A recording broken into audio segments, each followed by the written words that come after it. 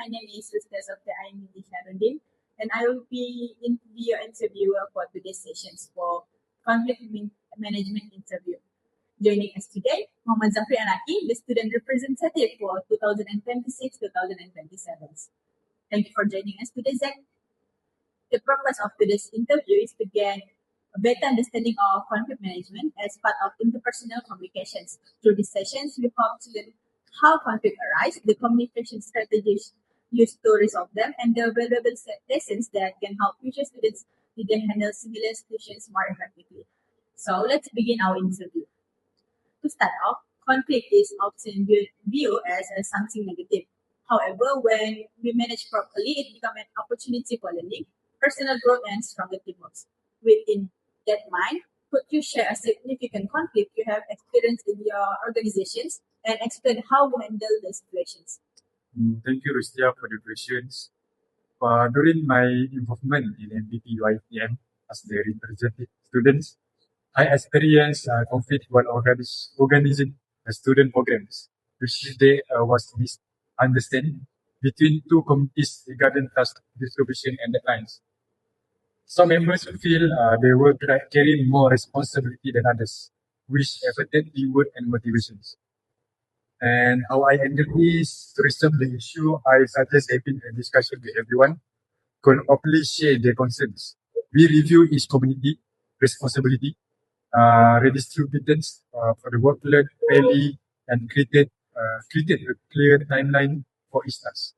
We also improve our communication by providing regular updates. As a result, the program was successfully organized and the team cooperation was very improved. So, how to say that the communication is very important. How to clear the conflicts between the two organizations. Thank you for sharing the experience. It's interesting to see how every conflict comes with its own challenges and require a different approach to resolve it.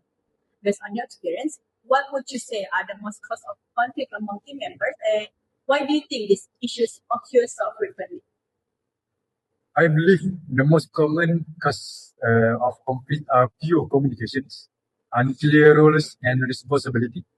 Members come from different backgrounds and have a different working style. How to say that maybe the MPP, there was style more to professional and corporate. By JPK, they're more to engagement with the students, which is they focus more to the college. And if expectations are not communicated clearly, mean understanding can happen easily. How to say that maybe the communication between JPK and MPP is not clearly, so they may have the issue. So the work-life imbalance and tight deadlines can also increase the stress, leading to disagreements, which is maybe the JPK they have on sites, the MPP they have on sites, which is they increase the ego. So the ego will make the organization feel how to say the pressure and stress. And I think that the common issue actually happened in the UI. Yes. Those are very insightful points. It's true that many conflicts begin with simple misunderstandings or different perspectives. Since communication plays such an important role in resolving these situations, I'd like to learn more about your approach. What communication strategies do you usually use to resolve the disagreement? For the communication strategy is when resolving the disagreements, I focus on active listening and respectful communication, which is we need to be fair in two sides. Means you cannot put yourself into the one side only. How to say that if you have the problems, you need to research and you need to research and find the solutions. What actually problems between the main understandings. And first, I listen to each person perspective without interrupting, which is we cannot listen and while interrupt them. We need to listen and carefully find a solution. What actually happens? Then I ask a question to fully understand the issue instead of making assumption, which is we cannot finalize the problems. We need to clearly listen to two sides. And I encourage open discussion and focus on finding a solution that benefit the team rather than blaming individual. Because if we blaming individual without the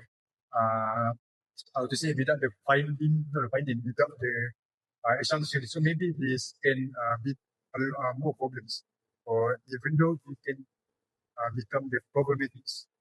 So I also made sure that everyone agrees on the final decision to avoid future means understanding, which is become the leadership. You need to how to say to the how to clearly understand the purpose of strategic communication is you need to hear the two side lah. Two side, not the finding the who the problems, who the you cannot blame individual. You need to find a solution so you can fairly win the situation with the balance lah. Thank you. The strategy highlight the importance of communicating with patience and understanding. Of course, resolving a conflict isn't just about finding a solution. It's also about ensuring that everyone involved feels respected throughout the process. So, how do we ensure that everyone involved feels heard, valued, and respected while resolving a conflict?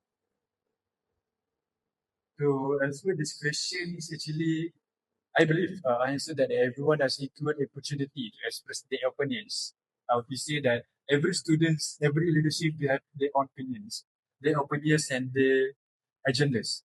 I listen carefully without judging and interrupt. However, what happened to our case like bully or anything pushing, you need to carefully listen without judge and interrupt them. Acknowledge their concerns and respect different viewpoints.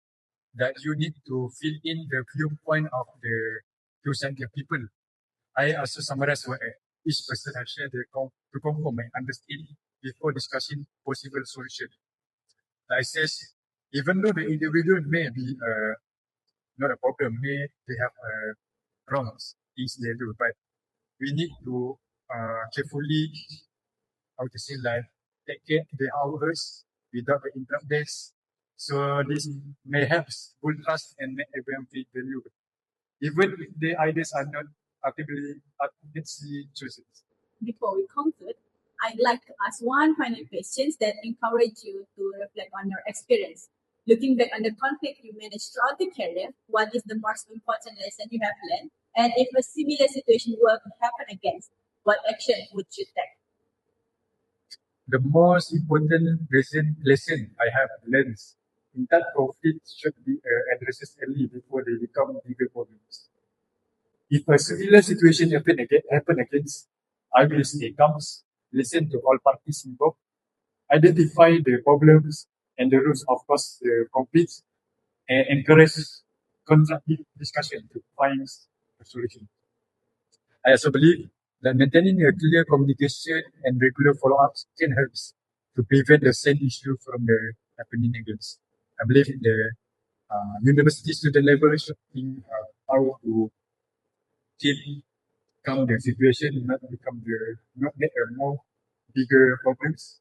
Because when we both to the university level, we need to think 2 step forwards. So the people not become the how to say so the people can trust you and also stay calm in our any situations.